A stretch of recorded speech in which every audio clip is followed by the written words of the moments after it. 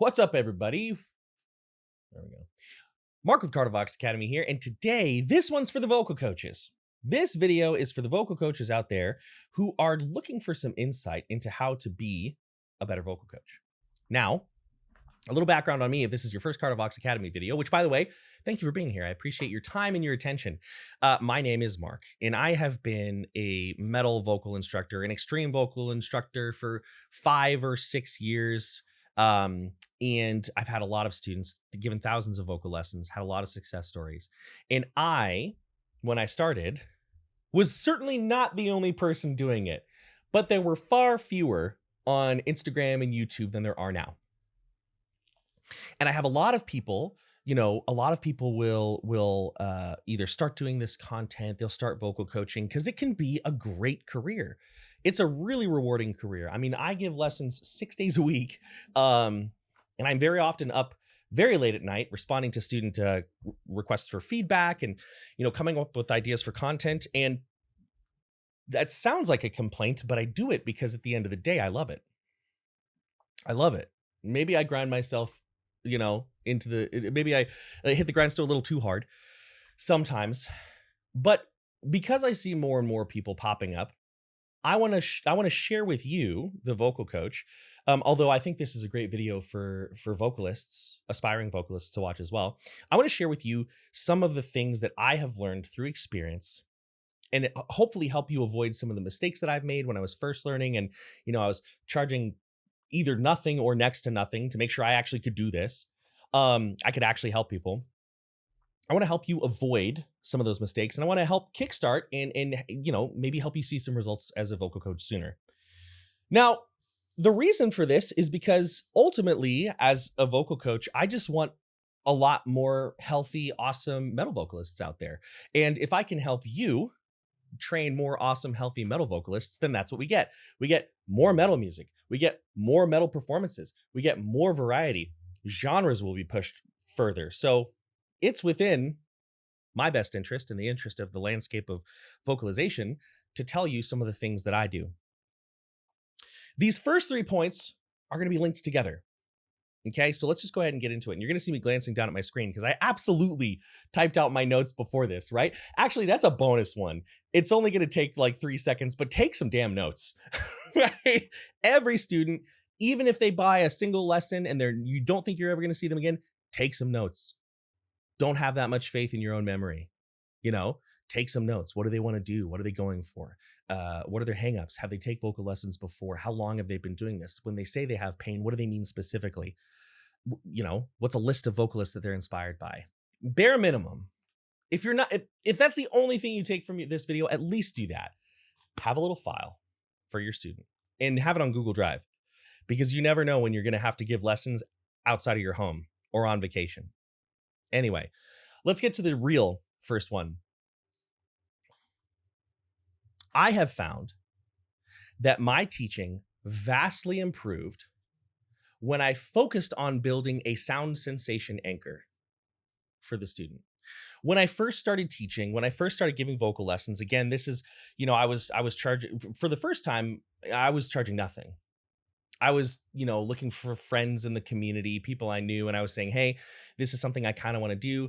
I'm not, I've never done it before. So can I give you 10 lessons for free and we just see how it works and you give me your most brutal, honest feedback? Don't be nice to me. Don't be nice to me. Okay. And then after that, it was like nothing. It was like $20 for an hour for, probably a year, maybe less. During this time, I had this misconception, and again, this is my experience, that the lessons needed to be super duper sciencey, and we needed to be staring at a ton of diagrams, and we had to, have all these really technical definitions of all these things. And it didn't really work very well. I mean, it got results, but it got results that were very disconnected from the human experience. Now, sometimes when I talk this way, people get the misunderstanding that I don't think that stuff is valuable. I absolutely do. You are going to have students where they learn best when you talk about acoustics, when you talk about the actual the physical structures, the arytenoids, the aryepiglottic folds. When you talk about things such as the narrowing of the anterior posterior diameter of the laryngeal funnel during twang, right? You're gonna have students that learn really well with that as a supplement. I have found again in my experience that that is not the majority of students. Most students are viewing this very organically. And that makes sense if you think about it. When you take a drink of ice cold water, are you thinking to yourself, dang, those hydrogen oxygen bonds are really hitting, and the rate of movement of these molecules is just creating a perfect. No, you're not thinking that. You're like, I feel better.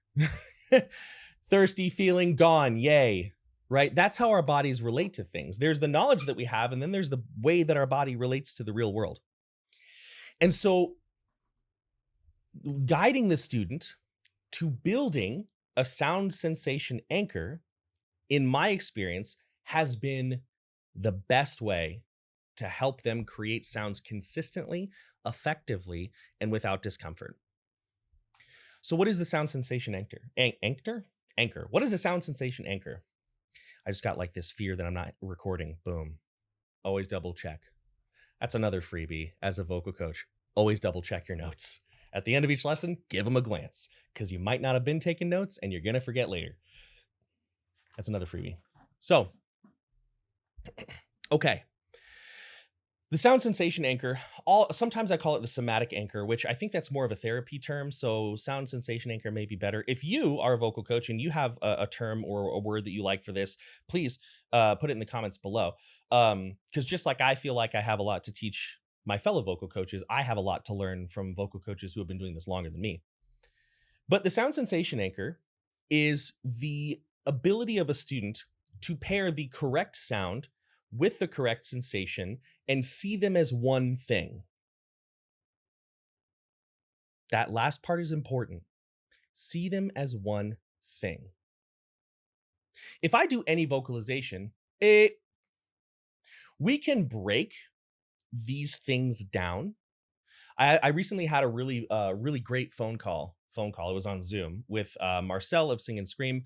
Tony Linka, I think, is how it's a German last name. I think you would pronounce the E. Tony Linka.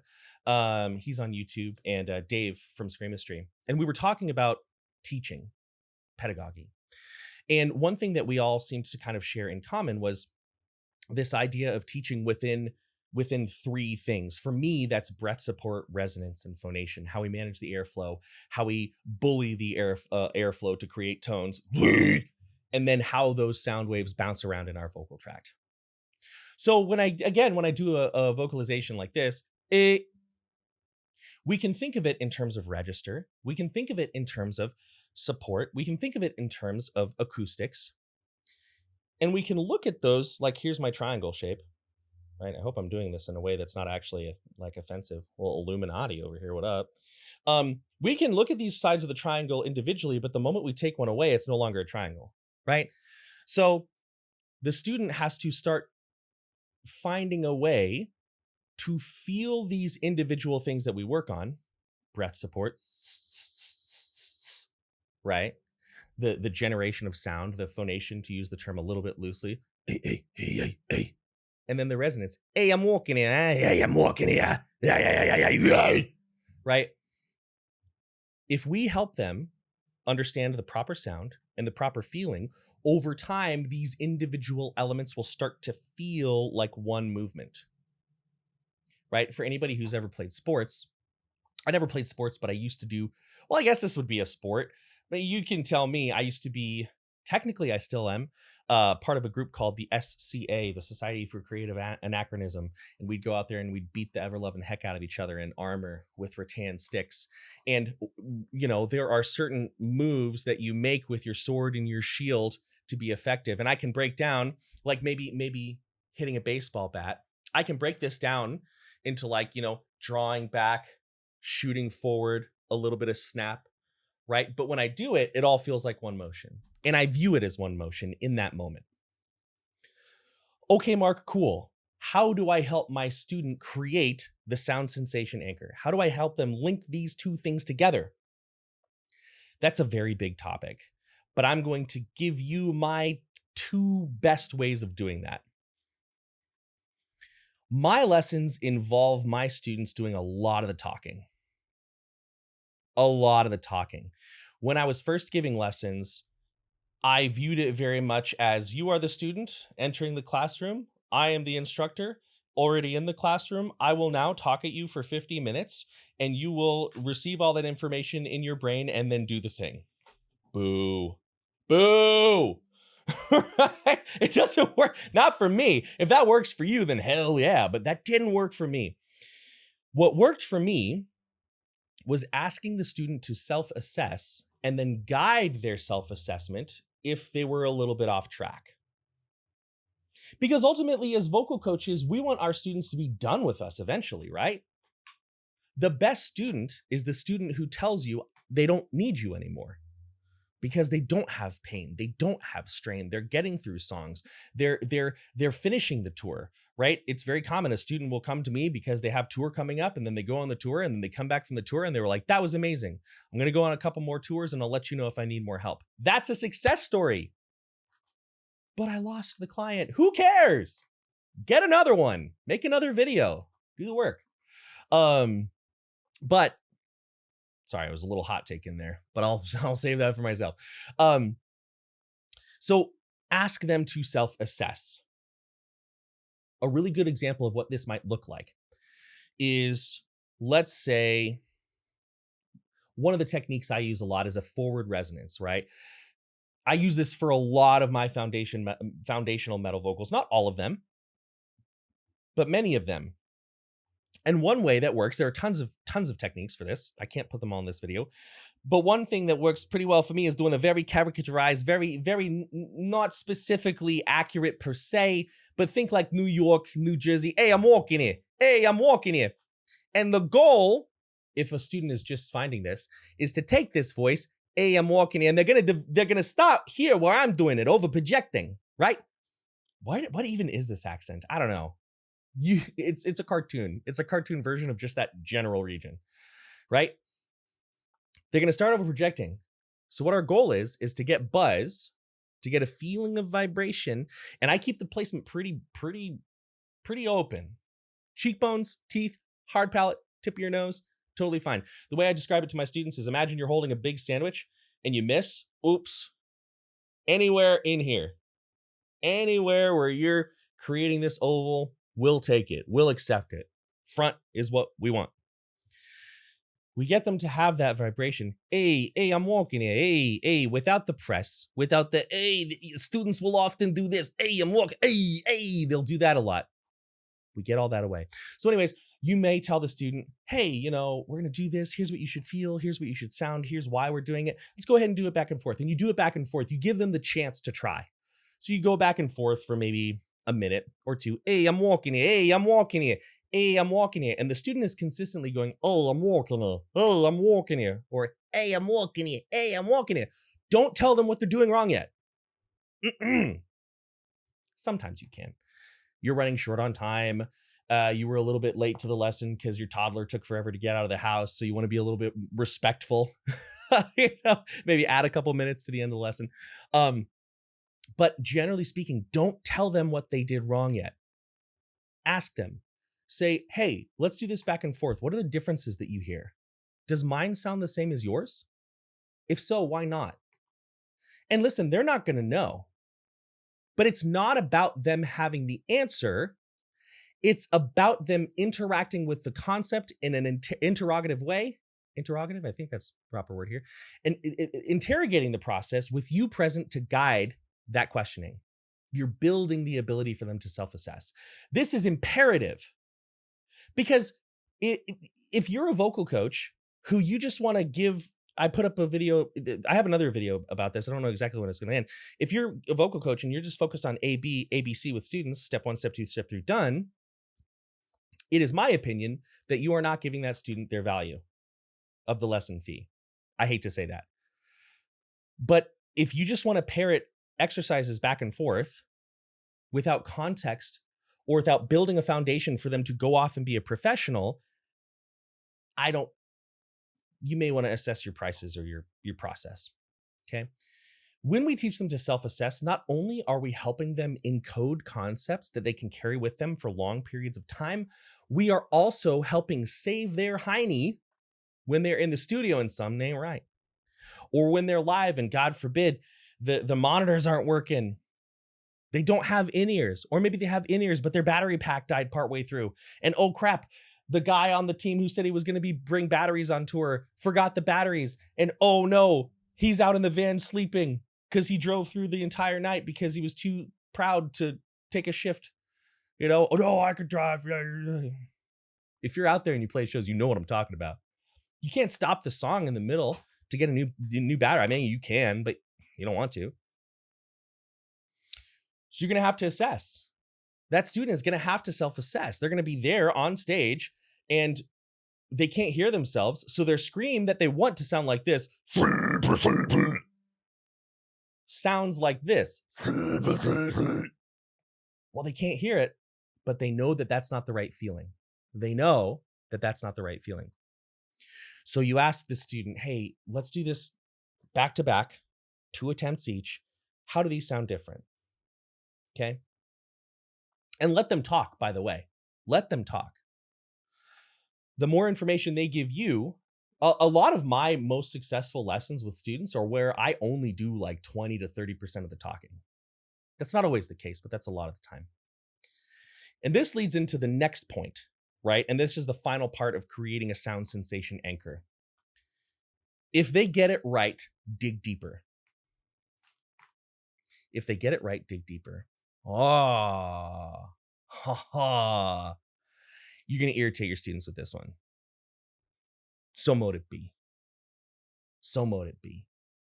Right? Let me give you an example of what this sounds like. Let's say they're doing this one, right? Let's say they're doing this one. Okay. Now, ideally in a vocal lesson, you can see from roughly the student's belly button to their eyebrows at minimum. If you can't see that, ask them to readjust where they are. Some students can't do that, and that's fine. But ideally you can see from, their stomach to their eyebrows. You will over time learn to hear a lack of support, so you won't necessarily need to see it anymore, but it's still a good thing to have. So let's say you say, hey, I'm walking here, and the student's going, hey, I'm walking here, right? And you say, okay, ours sounded different. Why is that? And the student says, I felt a lot of closure and tension in my throat. What a lot of vocal coaches might be inclined to do is say, yeah, and here's why. Don't do that. Say, exactly. You got it. Why? Why was that tension there? Because if we're only going to talk about symptoms and not causes, we're not going to teach them to be self-sufficient. And that's what we want. Self-sufficient vocalists. Okay? So, why was that tension there? Now, if you're out there and you're a vocal coach, you know that there are a few reasons for this. So when I give you this line, it's not me saying this is always the case, but it's saying this is often the case. Why was that tension there? At this point, they'll say, I have absolutely no idea. And then you give them the answer. But they might say, you know what? I just don't really remember myself breathing in. Boom. Exactly. You didn't inhale. You had no air in your lungs. You went from talking, bam, right into the thing. And you started with an empty tank. Or they may say, I breathed in, but I realized like I had all this tension in my chest and in my body. I think I breathed in because I was really nervous, right? And you're like, exactly, right? So if they get it right, dig deeper. I say you're going to annoy your students with this one. You really won't. I have had some students get a little annoyed with it. And in that moment, you can be very real with your students. I mean, 99% of students I've ever had have amazing attitudes. These people are hardworking. They want to learn. Of course they do. They're signing up for vocal lessons, right? You're getting kind of a biased sample. But, occasionally I've had students say like, well, aren't you the teacher? Why aren't you telling me? To which case I will very respectfully reply, hey man, if you just want to parrot exercises back and forth, you can do that on Reddit for free. If I'm going to be taking your money, I am going to do my best to give you more value than you can get just talking back and forth with somebody on the internet, which, by the way, is awesome. There are forums, there are Discord servers. A lot of vocalists, especially if they're in smaller bands, are happy to reach out and talk on Instagram. So this isn't me saying this isn't me saying it's bad to do that. This is me saying if you're giving somebody money, they need to be providing you not just with exercises, but self-sufficiency. Okay. I got two more. That ends the sound sensation anchor part of the video. Next, this is one of my best tools. This tool, oh man, this tool has literally turned the tides of lessons. And I know that sounds like some salesy bullshit, but I mean it when I say this. Oftentimes, your student's going to get really deep in their own head. They're going to get really deep in their own head. They're going to start overcomplicating stuff. One thing a lot of my students will say is they'll be like, "Oh, I'm one thing you should know about me is that I'm an overthinker," right? Depending on my relationship with the student, if we're like pretty cool, we've been doing lessons for a while, I'll say, "Dude, if I shot a Nerf gun into a crowd of people, it would hit an overthinker." We're all overthinkers. Every single one. I've never met somebody who's not an overthinker. That's not true. There are some students who aren't, but the vast majority are. And it's because they're invested. They care. That overthinking comes from the fact that they care, right? So how do we get them out of it? Don't have a little therapy session halfway through the lesson. Don't talk to them about the source of that overthinking or anything. I mean, hey, if you're a licensed therapist and you also give vocal lessons, maybe, sure. What I do is I do a strategic distraction.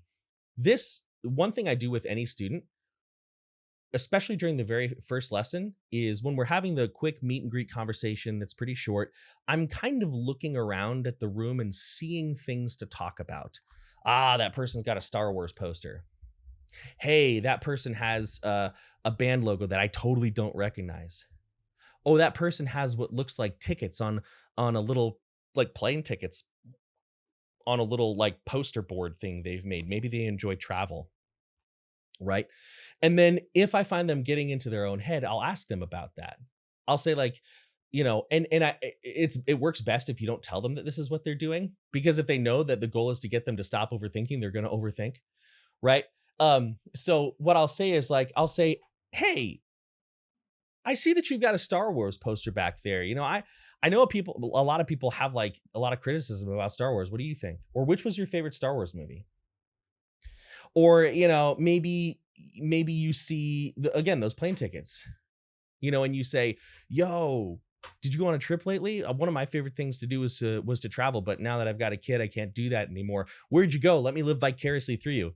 Keep these brief. 3 minutes, 4 minutes. Because ultimately the student, remember, is paying to be there. So you don't want to have your whole lesson just be chit-chatting about their vacation. But if you can sort of get them out of that, overthinking, it really can make the second half of the lesson work very well. Now, you will have some students who really don't want to do that. And that's fair. There have been students where the moment I start doing that, I see them glancing down, I see them glance at their clock, their eyes immediately jot down. And I know that in their mind, they're thinking, okay, this lesson was X amount of dollars and this has taken X amount of time. Therefore, I'm paying X amount of money for small talk. Well, they're not paying X amount of money for small talk. They're paying X amount of money for you to be able to get them out of a habit they don't know how to break themselves. But don't say that. Don't say that. No, don't say that. What you do instead is you make that distraction on task.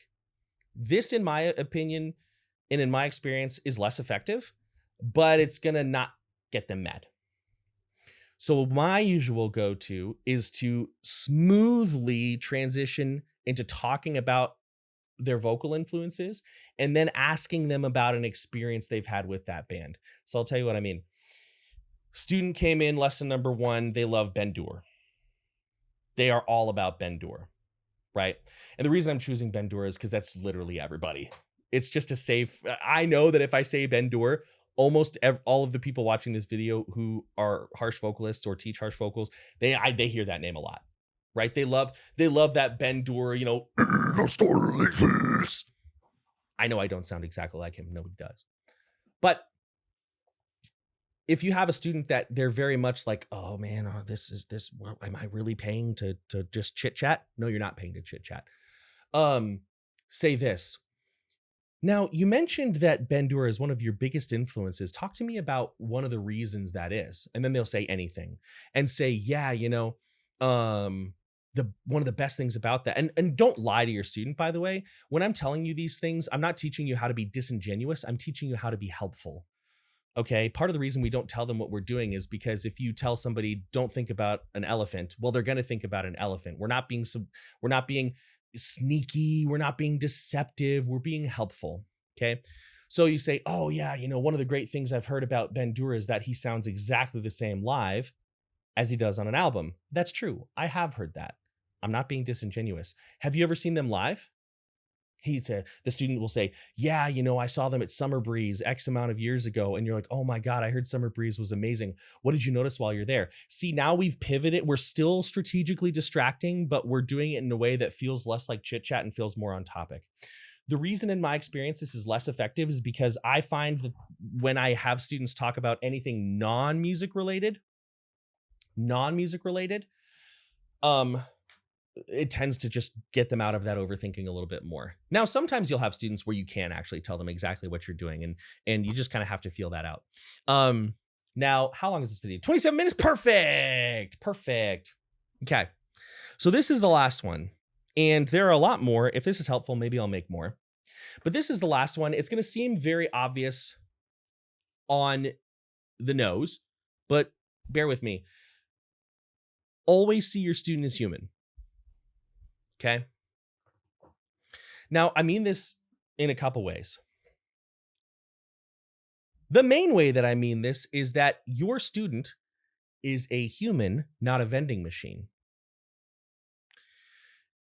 Your student will not respond to a set of key commands and then immediately give you the result that you're looking for.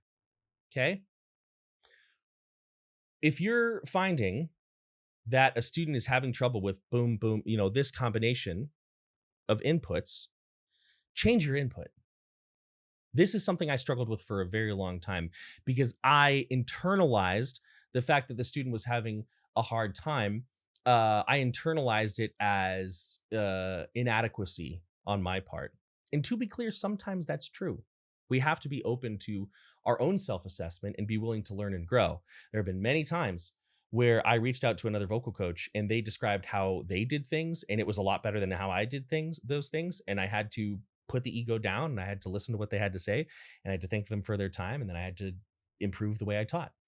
That is the right thing to do.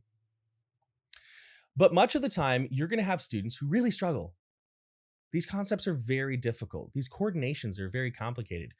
Reasons for this that I have found can be very odd. Well, maybe not odd, but can be not what you're expected. For example, a lot of students have trouble maybe not a lot.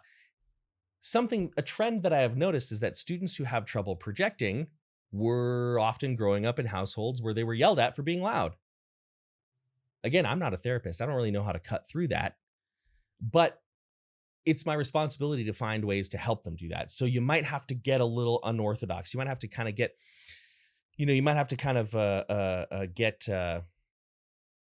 get around that in weird ways. I remember one student, I had her, basically we took the lesson into the closet, right? So she's standing there and it was a walk-in closet because she could fit inside it, but it wasn't that big.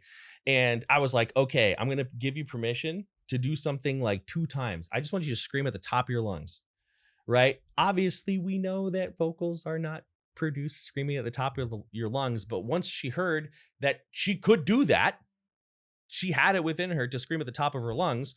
Projecting healthfully didn't seem so bad. And, screaming at the top of her lungs, it didn't super feel good. So after that, we kind of let her voice cool down a little bit. You will also have a student who comes to you. This is a really common one. One technique that I teach a lot of people come to me for it, I guess, is this low. this really low, rumbly, gurgly sound, which has like a lot of epiglottis and some arytenoids, and it's based on this growl, using the CVT. I think they call it growl, the complete vocal technique term. See skies, right? Um, and that's not super easy for a lot of people, especially turning it into a metal vocal. And so if your student comes to you and they say, I specifically want to learn this, it it may at a certain point be within your interest to say, hey, we need to get your voice in an environment where it can more easily learn the relationship between pressure and projection, between distortion and placement. So I'm going to heavily suggest that we move to a fundamental false chord sound for now, so that we are able to learn these concepts without a bunch of tickle and discomfort. I've never had a student not be cool with that. I've never had a student in my life be like, no, I came here to learn this from you. It's never happened. So don't be afraid to suggest those things. And then finally, this is more on a business side of things, but remember that the voice is very it's a source of a lot of vulnerability. And so when people are reaching out to you to learn from you, they are much of the time working through a lot of embarrassment or a lot of shyness, because they know that they're going to sit one-on-one with somebody they don't really know. At that point, you're very stranger adjacent, right? And they're going to sound like an idiot. They're going to sound goofy, right? And so just understand where they're coming from when they enter the classroom. Do what you can to make them feel comfortable. A comfortable person is going to be relaxed, and a relaxed person is going to be more successful. And, sometimes you'll have people reach out to you and, it'll turn out like they can't afford the lessons. If you can, within reason, just toss them a bone. One thing that I will get semi-frequently is, a young kid, 13 or 14. And he'll email me and he'll say, hey, I really want to learn vocals from you. I love your band Kardashev. I love the way you explain things. Here is what my voice sounds like. And so you respond to them, right? If they're that young, you may want to, interface with their parents a little bit first. But let's just say, they're young, they don't have a lot of money. Obviously, you can only do this so much, because we as vocal coaches, we got to pay our bills. I totally get that. And you only have so many slots, and you want to make sure you're prioritizing your current students. But if they're like, oh man, I can't afford that, I'm so bummed, just give them a freebie. Just start your day an hour earlier and give them a freebie. It doesn't matter. It's not that deep. If you have a vocal course, toss it to them for free. Give them an 80% off coupon. And when I say this, you might think, I can't afford to do that. I can't do that for everybody. Well, don't do it for everybody. This is something that this is a conversation I've had. Somebody reaches out and they say, hey, I have a friend, and he said that you were really cool, and you gave him a free course of your false chord fundamentals, which I'm making a new one, by the way. Way going to be much more improved and everything. More content and all this. And they say, and I was hoping I could get a free copy too. If you can afford to, do it. But if you can't, don't. Say like, hey dude, that's awesome. Unfortunately, I've kind of done that as much as I can for this month. But do something else. Do something else. Say, but what I can do, why don't you send me a clip of your voice? It might take me some time to get to, because I've got my current students. So, don't sit by the telephone, so to speak, but I'll just give you like a 5-10 minute feedback clip. It's the only one we can do. We're not going to start doing this normally for free, but give them something. If you have the time, give them a free 30-minute eval, and don't turn it into an upsell. Don't be a dick. Just toss them something, right? I've been at this for 6 years, and I have never, ever been at the point where people found out that I did that and they started taking advantage of it. And if they did, I call them out on it. I'd be like, homie, get out of here. You know what I mean? You can be a vocal coach and hold boundaries, right? But anyway, those are some of my tips to be a better vocal coach. Those are some of my tips to make sure that your students don't just learn how to do vocals, but learn how to be self-sufficient, learn how to have careers, learn how to go farther. I have more of these tips. If this video is successful, if a lot of people like it, I think this is valuable for students as well. Maybe I'll make another one. But with that, I got vocal coach things to do. So many thanks, much love. I'm out.